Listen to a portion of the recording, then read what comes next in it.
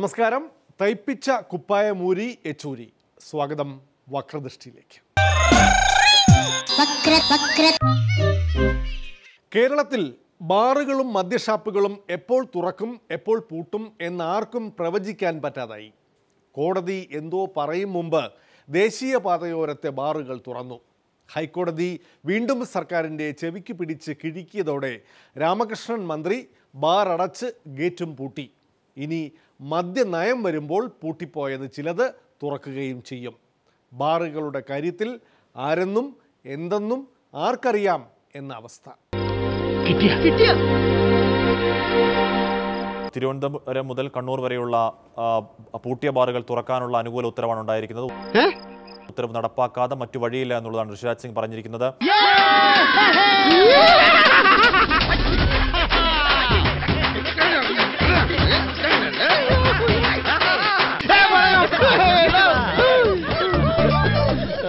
ഗവൺമെൻറ്റിന് എങ്ങനെയെങ്കിലും ഷോപ്പുകൾ ബാറുകൾ അനുവദിക്കണം എന്നുള്ള ഒരൊറ്റ നോട്ടേ ഉള്ളൂ.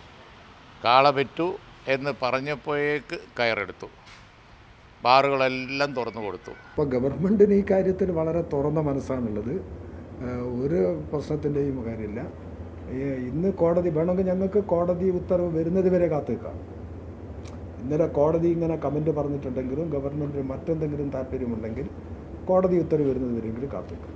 അങ്ങനെ കാത്തു നിൽക്കാതെ തന്നെ ഇന്നലെ കോടതി നടത്തിയിട്ടുള്ള ഒരു പ്രതികരണത്തിൻ്റെ അടിസ്ഥാനത്തിൽ ഷോപ്പുകൾ അടച്ചുപൂട്ടാൻ ഗവൺമെൻറ് നിർദ്ദേശം നൽകി. ദേശീയപാതയോരത്തെ 13 ബിയർ വൈൻ പാർലറുകൾ പൂട്ടിയെന്ന് സംസ്ഥാന സർക്കാർ കോടതിയിൽ. ചേർത്തല കഴക്കൂട്ടം പാത ദേശീയപാത തന്നെയാണെന്നും സർക്കാർ കോടതി അറിയിച്ചു. ബാർ തുറക്കാൻ അനുമതി കൊടുത്ത എക്സൈസ് ഡെപ്യൂട്ടി കമ്മീഷണർമാർ ഹാജരാകണമെന്ന് കോടതി. ഹർജികൾ 14-ാം തീയതി വീണ്ടും പരിഗണിക്കും. ഈ കാര്യത്തിൽ കോടതിയെ തെറ്റിദ്ധരിപ്പിച്ചുകൊണ്ട് സർക്കാർ നടത്തിയ അഴിമതി കയ്യോടെ പിടികൂടിയ ഒരവസ്ഥയാണ് ഇപ്പോൾ ഉണ്ടായിരിക്കുന്നത്. ഇപ്പോൾ കിടന്ന് ഉരുണ്ട് മറിയാണ്. ഇപ്പോൾ ബാറുകൾ പൂട്ടി. പിന്നെയും ഇത് ദേശീയപാതയാണോ അല്ലയോ എന്ന് സംശയമുണ്ട് എന്നൊക്കെ പറഞ്ഞ് സർക്കാർ ഉരുണ്ട് കളിക്കുക. എന്റെ ജീവിത പ്രശ്നമാണ്. ഞാൻ പറഞ്ഞു നോക്കി അച്ഛൻ ഓർമ്മയുണ്ട്. എങ്ങനെങ്കിലും ആ മംഗലഞ്ചിയെ ഒന്ന് ഒഴിവാക്കി തരണം. നീ സമാധാനമായിട്ടിരിക്കും തങ്കച്ച, ഒരു പോംവഴി ഉണ്ടാക്കാം. എനിക്ക് ഈ ഷാപ്പ് പണിയല്ലാതെ മറ്റൊരു പണി അറിയില്ലെന്ന് അച്ഛൻ അറിയാമല്ലോ. അതെനിക്കറിയാലോ, അതുകൊണ്ടാണല്ലോ ഇറങ്ങി തിരിച്ചേ. ഈ സർക്കാരിൻ്റെ കള്ളക്കളി കയ്യോടെ പിടിച്ചു. അതാണ് ഈ സർക്കാരിൻ്റെ ഇത് 1-ാം വാർഷികം ആഘോഷിക്കുമ്പോൾ ഈ സർക്കാരിന് കിട്ടിയിട്ടുള്ള ഏറ്റവും വലിയ ഒരു തിരിച്ചടിയാണ് ഈ കോടതി വിധി. അതുകൊണ്ട് ഇതിനെക്കുറിച്ചൊരു അന്വേഷണം വേണം. അല്ല, അവർക്ക് മദ്യവർജനത്തോടോ മദ്യനിരോധനത്തോടോ ജനങ്ങളുടെ ബുദ്ധിമുട്ടിനോടോ ഒന്നും അല്ല. എങ്ങനെയെങ്കിലും ബാറ് തുറന്നു കൊടുക്കുക എന്നുള്ളതാണ് പരിപാടി എന്നുള്ളത് വ്യക്തമാണ്.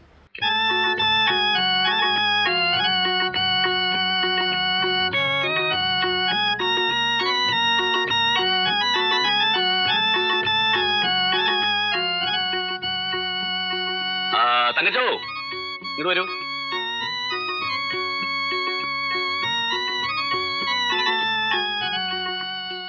തങ്കച്ചോ, മദ്യം വിഷാണെന്നാണ് എല്ലാ മതഗ്രന്ഥങ്ങളും പറയുന്നത്. അത് തന്നെയാണ് മംഗലജി എന്നോട് പറഞ്ഞത്. അത് ഞാനെങ്ങനെ തള്ളി പറയാ? നിനക്കത് ശരിയാണെന്ന് തോന്നുന്നില്ലേ തങ്കച്ച? കോടതി എടുത്ത ഉത്തരവിനെ കുറിച്ചുള്ള ഒരു വിവാദത്തിനും ഗവൺമെൻറ്റില്ല. കോടതി ജനാധിപത്യ വ്യവസ്ഥയിൽ കോടതി വിധി അനുസരിക്കാൻ നമ്മൾ എല്ലാവരും ബാധ്യസ്ഥരാണ്.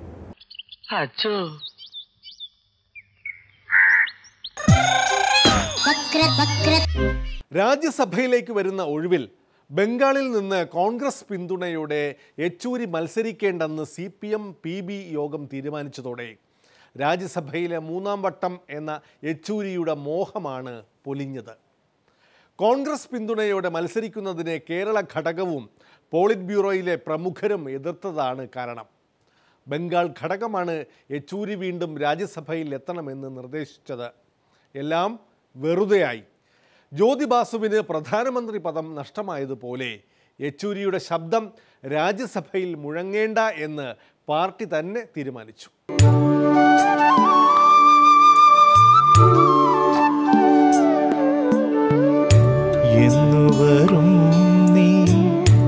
എന്നുവരും നീ എൻ്റെ നിലാപന്തലിൽ എൻ്റെ കിനാപ്പന്തലിൽ.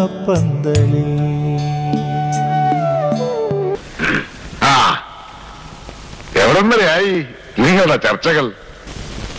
10-15 വർഷം നമ്പ്യാരി സാറിന്റെ കയ്യിൽ നിന്ന സീറ്റാണ്.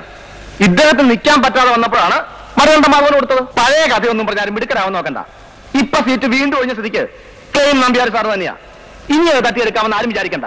പാർട്ടിയുടെ സ്ഥാനാർത്ഥി ഞാനല്ലാതെ മറ്റാരായാലും ഒരു കാര്യം ഉറപ്പാണ്, തോൽവി, ഒപ്പം നിങ്ങളുടെ പതനവും. ഹൈക്കമാൻഡിന്റെ സെൻട്രൽ ഓഫീസിലെ കമ്പ്യൂട്ടർ നമ്പ്യാരുടെ പേര് റിജക്ട് ചെയ്തിരിക്കുന്നു. You see, as far as the Rajya Sabha elections is concerned, I have made my position clear earlier and I reiterate. Listen, and that is that the norm in our party is that in the Rajya Sabha, a member will serve 2 terms and the 3rd term is not usually given, and that is the party's norm. As the General Secretary, I am not violating that norm. I shall not violate that norm. That has been made clear earlier. This now notification for the Rajya Sabha elections has not come yet.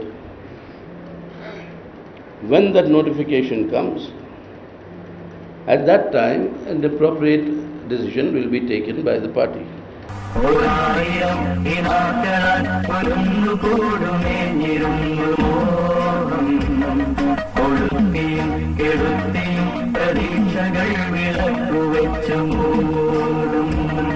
CPM BJPക്കും ഒരു ദേശീയ English ചാനലിനും നന്ദി പറയണം.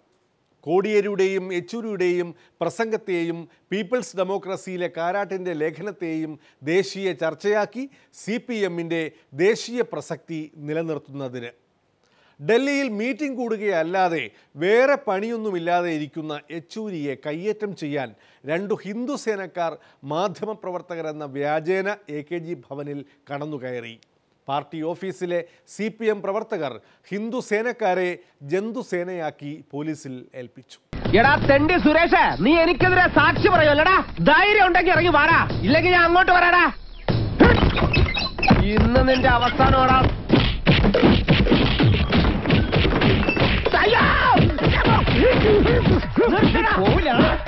It is a similar pattern for the RSS that without the politics of terror, intimidation, violence, they have never expanded their political base.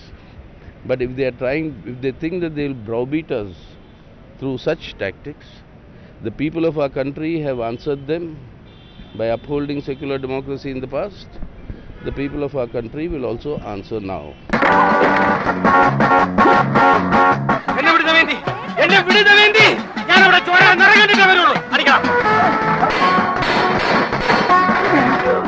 തൂക്കിയെടുത്ത് വണ്ടിയിലോട്ടിടണോ?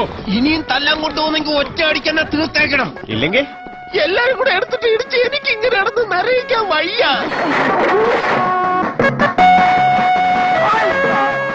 ഒരു ഗുണ്ടെ തല്ലുന്നതിനൊക്കെ ഒരു അതിലുണ്ട്. ഇതല്ല പഞ്ചായത്ത് പട്ടികൾക്ക് എല്ലാം കഷണം കിട്ടിയമാതിരി ഒരുമിച്ചല്ല കടിച്ചു പറിക്കുന്നത്. നാണമില്ലടാ നിനക്കൊക്കെ. ധൈര്യം ഉണ്ടെങ്കിൽ ഒറ്റയ്ക്ക് വാടാ. ഒറ്റയ്ക്ക് വന്നാ എനിക്ക് അത്രയും കുറച്ചടി കൊണ്ടാ മതിയല്ലോ. എല്ലാരും കൈവച്ചല്ലോ, ഇനി ആർക്കും പരാതിയില്ലല്ലോ.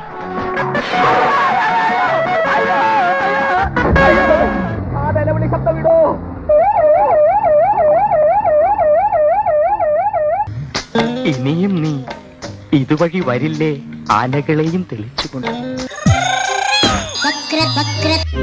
യെച്ചൂരിയെ തൊട്ടുകളിച്ചാൽ അക്കളി തീക്കളി സൂക്ഷിച്ചു എന്ന താക്കീതുമായി CPM സംസ്ഥാന വ്യാപകമായി പ്രതിഷേധ പ്രകടനം നടത്തി. തിരുവനന്തപുരത്ത് BMSന്റെ കൊടിമരമാണ് CPM പ്രവർത്തകരുടെ വികാര പ്രകടനം ഏറ്റുവാങ്ങിയത്.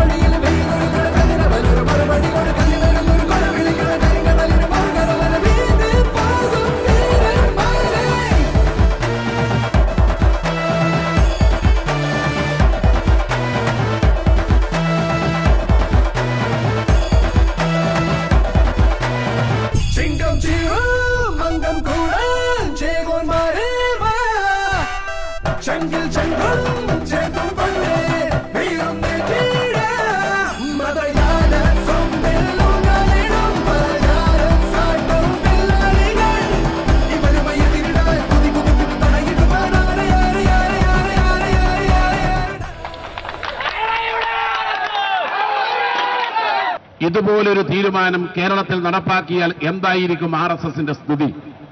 ബിജെപിയുടെ അഖിലേന്ത്യാ അധ്യക്ഷൻ അമിത്ഷാ കേരളത്തിൽ ഇറങ്ങാൻ വിടില്ലെന്നങ്ങാൻ CPIM പ്രഖ്യാപിച്ചാൽ RSSകാരുടെ തടിയുണ്ടാവുമോ?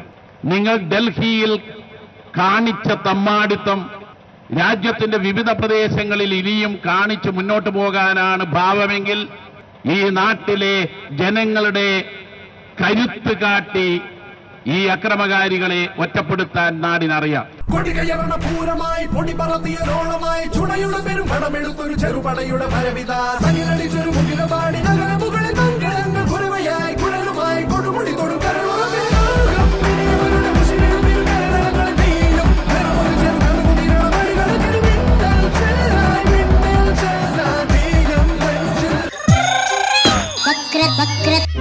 ഇനി ഇടവേളയാണ്. മോഹമുക്തൻ മാണി. ഇടക്കാലത്ത് കിട്ടുന്ന ഒരു പോസ്റ്റ് ചിന്തിക്കാൻ കഴിയാത്തതാണ് ചെറിയൊരു കാര്യത്തൊക്കെ.